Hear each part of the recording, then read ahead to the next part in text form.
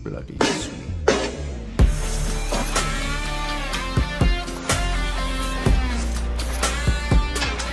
Kadakuti.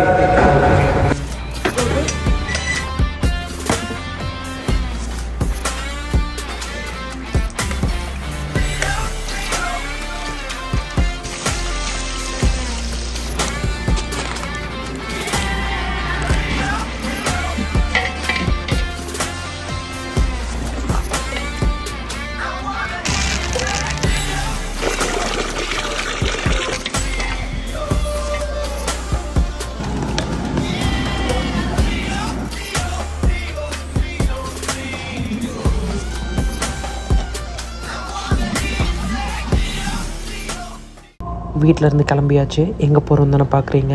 Basmati ரைஸில் ஒரு தரமான மட்டன் பிரியாணி செய்ய போகிறோம். அதுக்கு மட்டன் ரொம்ப முக்கியம்ல.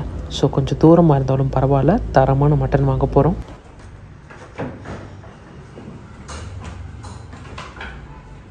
Kadakuti. Okay.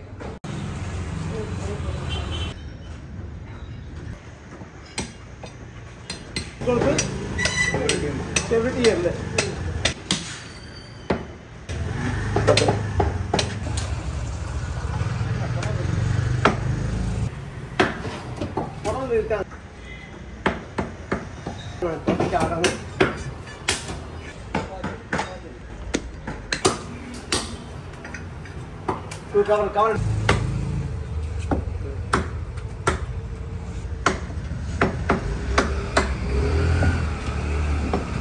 பாய் நமக்கு செம்ம கடாக்குட்டியாக கட் பண்ணி கொடுத்துட்டாரு. நெக்ஸ்ட்டு முகமது பாய்கிட்ட நம்ம விறகு எடுக்கலான்னு வந்தோம்.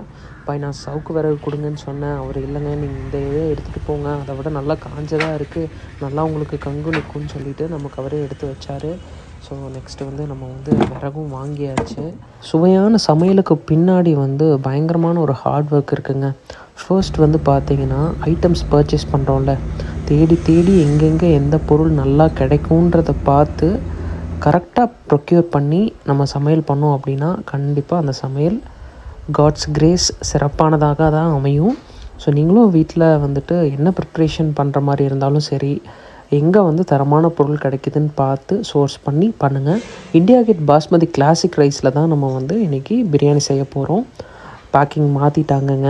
பாஸ்மதி ரைஸில் அரிசி குழையாமல் விதையாக ஆகாமல் ஒரு சூப்பர் டெலிஷியஸான பிரியாணி எப்படி செய்கிறதுங்கிறது தான் இந்த வீடியோவில் நான் உங்களுக்கு ஸ்டெப் பை ஸ்டெப் எக்ஸ்பிளைன் பண்ண போகிறேன்.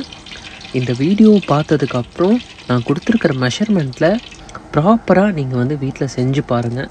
கண்டிப்பாக வேறு லெவலில் ஒரு அவுட்புட் கிடைக்கும். நீங்கள் எத்தனையோ ரெசிபிஸ் யூடியூப்பில் பார்த்துருக்கலாம். இந்த ரெசிபி நீங்கள் ஒன்ஸ் ட்ரை பண்ணி பாருங்கள்.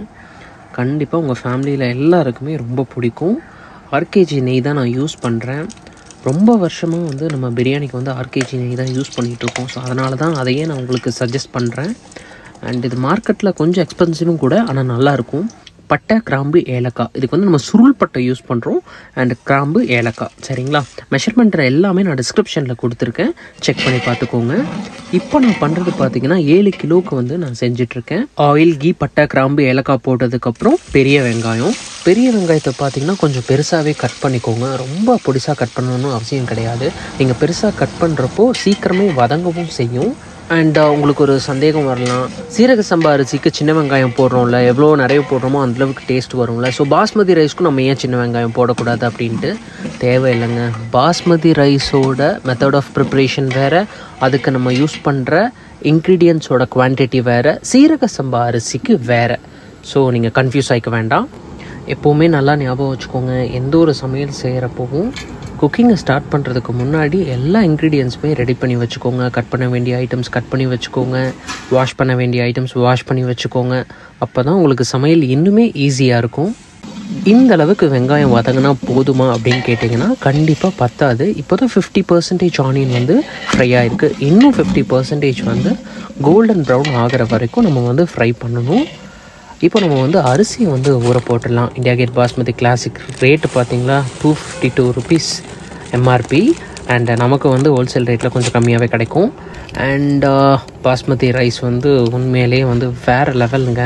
சப்போஸ் உங்களுக்கு பாஸ்மதி கிளாசிக் கிடைக்கல அப்படின்னா பாஸ்மதியில் சூப்பர், இல்லாட்டி வந்து யூனிட்டியில் கூட நீங்கள் பிரியாணி செய்யலாம்.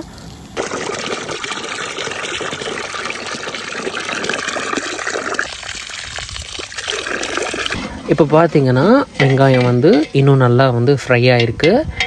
அண்ட் நீங்கள் போடுறப்போ குவான்டிட்டி ஜாஸ்தியாக தெரியும், பட் ஃப்ரை ஆனதுக்கப்புறமேட்டு வெங்காயம் நல்லா கம்மியாகிடும், அப்படியே அது கேரமலைஸ்ட் ஆகிடும். அண்ட் நீங்கள் சாட்டே பண்ணுறப்போ வந்து உங்களுக்கு ரொம்ப ஈஸியாக இருக்கும். இந்த ஸ்டேஜில் நம்ம வந்து இஞ்சி பூண்டு பேஸ்ட் போட்டுடலாம். ஆக்சுவலாக நம்ம எப்போவுமே இஞ்சி தனியாக பூண்டு தனியாக தான் அரைச்சி வச்சுருக்கோம். ஃபர்ஸ்ட் நான் இஞ்சி தான் போட்டிருக்கேன், நெக்ஸ்ட்டு தான் வந்து நான் பூண்டு போட போகிறேன்.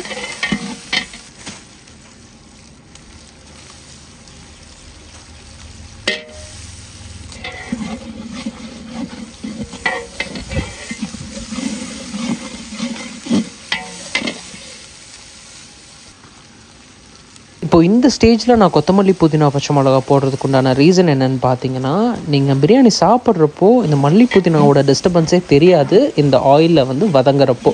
ஸோ அதனால தான் வந்து இஞ்சி பூண்டு பேஸ்ட்டு போட்டதுக்கப்புறம் நான் வந்து மல்லி புதினா போட்டுடுறேன்.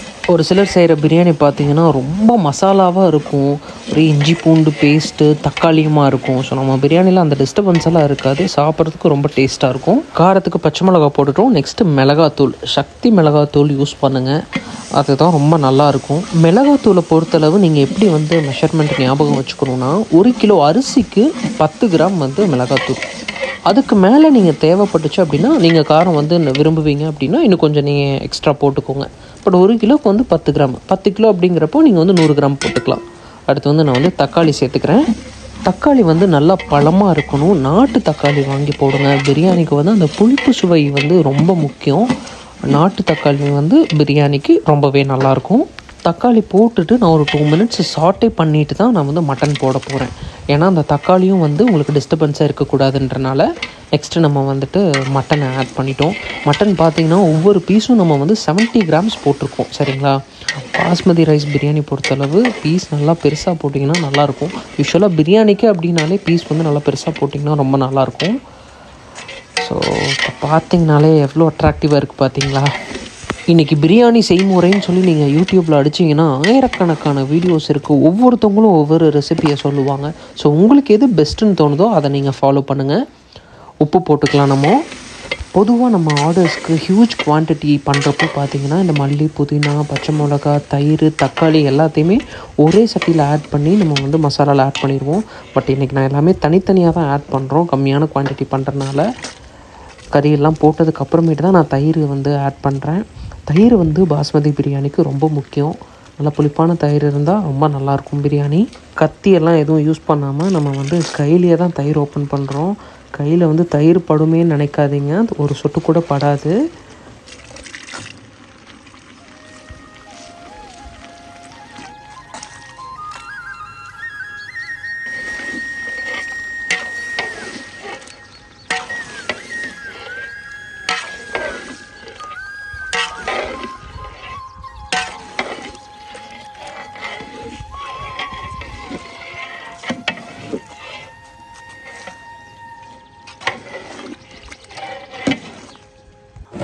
தண்ணி நல்லா கொதிச்சிருச்சு.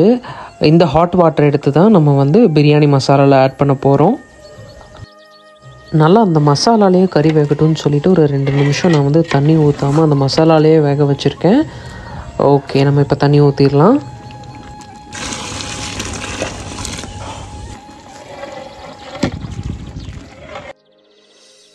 பாஸ்மதி அரிசிக்கு தண்ணி அளவு எப்படி ஊற்றணுங்கிற சந்தேகம் நிறைய பேருக்கு இருக்குது. 1 கிலோ அரிசிக்கு 800 ml தண்ணி ஊற்றிக்கோங்க. அதுக்கப்புறமேட்டு ரைஸ் பாயில் ஆகிறத பொறுத்து இன்னும் கொஞ்சம் எக்ஸஸாக வேணுமா என்னங்கிறத பார்த்துட்டு ஊற்றிக்கலாம்.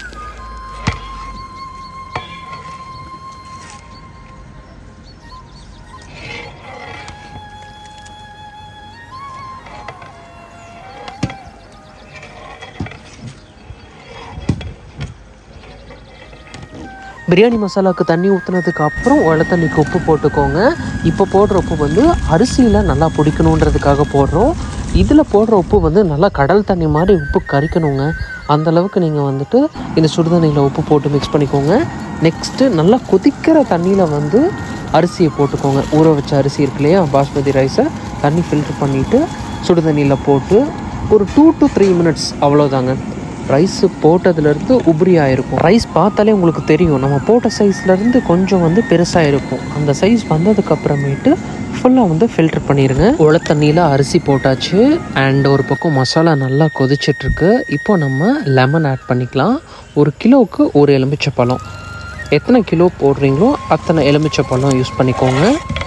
இப்போ பார்த்தீங்கன்னா உப்பு காரம் எல்லாமே பக்காவாக இருக்கான்னு செக் பண்ணிக்கோங்க. உப்பு காரம் நாக்கில் வச்சாலே சொல்லுன்னு தெரியணும், அப்போ பர்ஃபெக்டாக இருக்கும். பிரியாணி நல்லா பொழுன்னு அரிசி ஒன்றோட ஒன்று ஒட்டாமல் சாப்பிட்றதுக்கே சூப்பராக இருக்கணும்னு நினச்சிங்கன்னா இந்த ப்ராசஸை நல்லா கவனமாக செய்ய கற்றுக்கோங்க.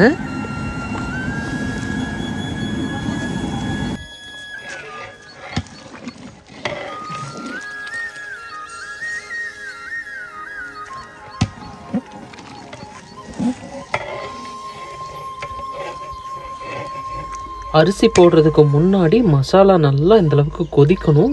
மட்டன் பார்த்திங்கன்னா 70% வெந்துருச்சு. இப்போ நெக்ஸ்ட்டு ப்ராசஸ் என்னன்னு பார்த்தீங்கன்னா வடித்த அரிசியை போட போகிறோம். இது தாங்க ப்ராப்பர் வடி பிரியாணி. மசாலா எந்தளவுக்கு கொதிக்குதுன்னு பார்த்தீங்களா? இந்த ஸ்டேஜில் வந்து கீழே விறகு வந்து கொஞ்சம் கம்மி பண்ணிடுங்க, சரிங்களா?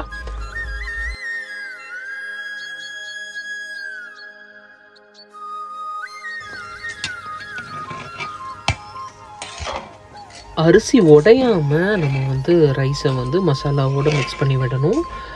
சீரக சம்பா பிரியாணிக்கு மாதிரி நம்ம வந்து கரண்டியை ஃபுல்லாக உள்ள விட்டு திருப்பக்கூடாதுங்க. மேலால் வந்து தோசை சுற்றுற மாதிரி நம்ம வந்து மிக்ஸ் பண்ணி விடணும். அண்ட் நெக்ஸ்ட்டு பார்த்திங்கன்னா வந்து கரண்டியை வந்து திருப்பி போட்டு நம்ம வந்துட்டு ஒரு மிக்ஸ் பண்ணுவோன்னு வைங்களேன். இப்போ பாருங்கள், நான் உங்களுக்கு காட்டுறேன் எப்படிங்கிறது.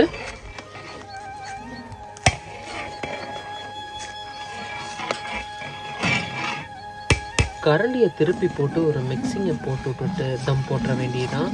அடுத்த 30 நிமிஷத்தில் சுட சுட பிரியாணி ரெடி. வாட்டர் லெவல்லாம் பக்காவாக நம்ம செக் பண்ணிவிட்டு இப்போ நம்ம தம் போட்டுடலாம்.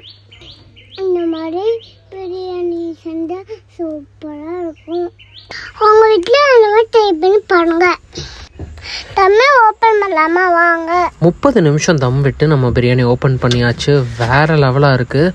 மேலே நெய் ஊற்றி இப்போ நம்ம கிராண்ட் ஓப்பனிங் பண்ணிட வேண்டிதான்.